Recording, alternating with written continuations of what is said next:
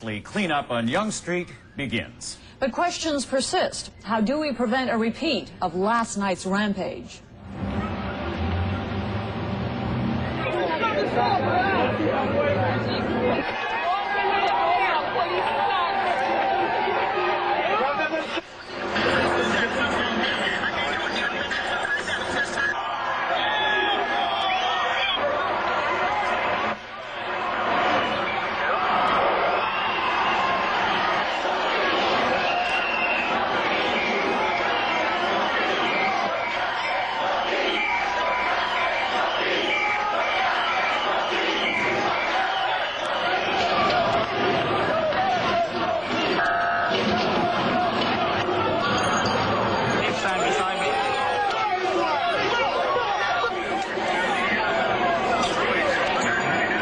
Just keep your camera away, all right?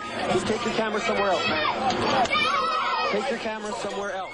I'm not running. Don't move! Don't move!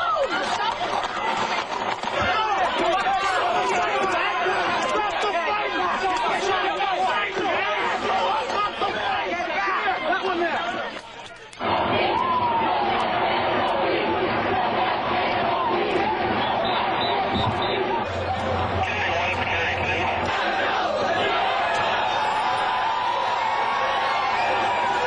After the action in York, folks trying to disperse the crowd, the remaining group of about 20 people ended up coming down Yonge Street.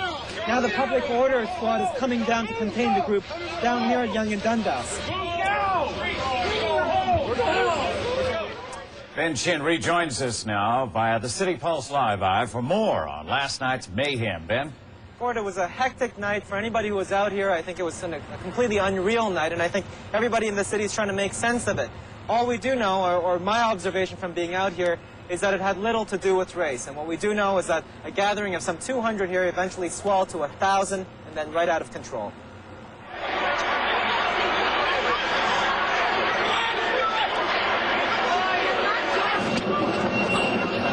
Last night's looting was not about skin color. It was mostly about teenagers of many races.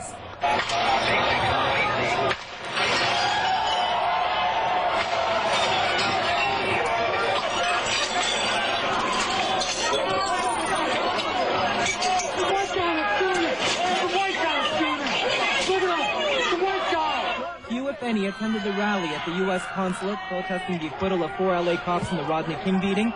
Nevertheless, they may have been inspired by what they saw happen in L.A.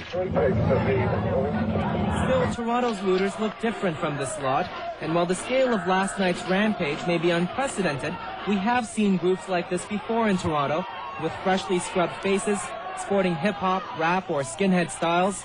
Witness last New Year's Eve, or closing night at the X. I see a lot of people trying to hold them back. Exactly. We don't want this shit to happen, you know what I'm saying? Chill out, man. Chill out. Despite the efforts of those who attended the rally to restrain looters, calm the crowd, reason did not prevail. We don't want to fight. We don't want to beat up anybody. Nobody wants to get beat up. The cops don't want to beat us up. No! Listen to me. Listen to me. I'm dealing with you. I'm there. I was marching. I've been out here since 5 o'clock. Because there was no reasoning with the mob and people were pushed to extremes, we are left now with two starkly different images of our city.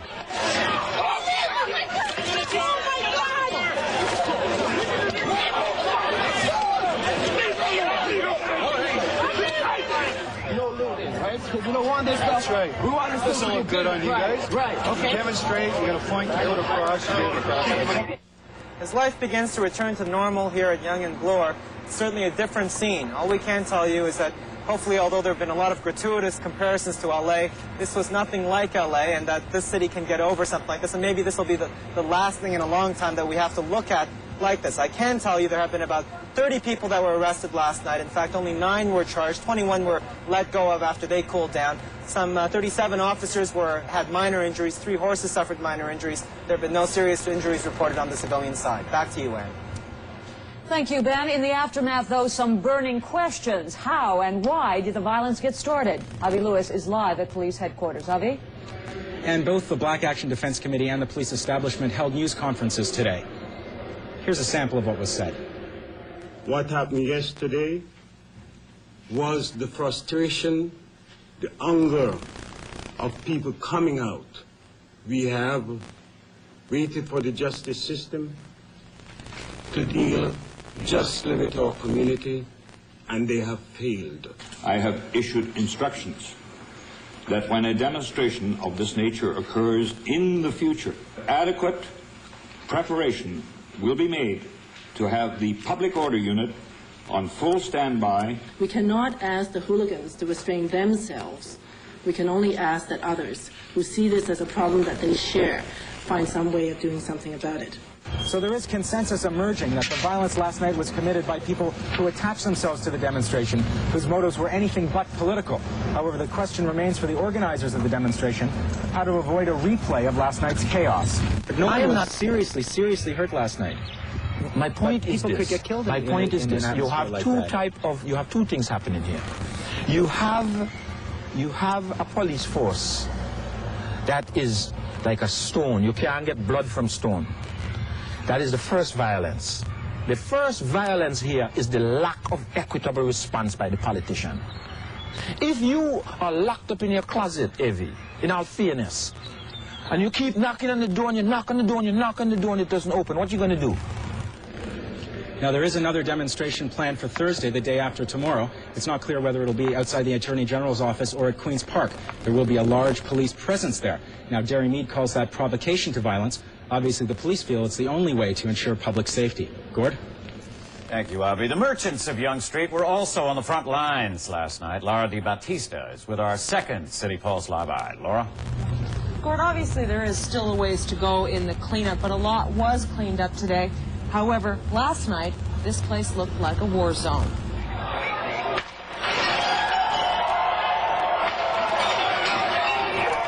It was a long night of anarchy and violence, and the target of much of that was property. By the time it was over, almost every other window on Yonge Street was smashed. Looters had made off with hundreds of thousands of dollars of jewelry, clothing, and electronic equipment. I couldn't expect it. How much did it take at this stop? Around about $30,000. $30,000? Yes. Shopkeepers worked through the night, sweeping up glass and waiting for replacement windows. Nick Barlas had several guns stolen from his store last night. Police worked quickly, however, to retrieve them. We might missing one or two guns. But I don't think actually if they took the gun, they took to do any harm. Probably the two guns we found next door. They threw to another store. What kind of feeling does this give you about the city now? It's nonsense. I mean, this doesn't help their cause, does it? I don't believe that it's helping their cause. I don't think this should be done again, and they're talking about having it again, and we're afraid. As it is, it's hard to work on Yonge Street. Now it's tougher. Are you going to make any changes to your store as a result? We're thinking about putting a gate, but although we heard that even the gate doesn't help sometimes. Did you see we're just installing a new grate on our door, and we'll put, when we get our new windows in, we'll put also grates across the windows. And this is all because of last night? That and, yeah, I think crime is getting a lot worse, so it's time to protect ourselves.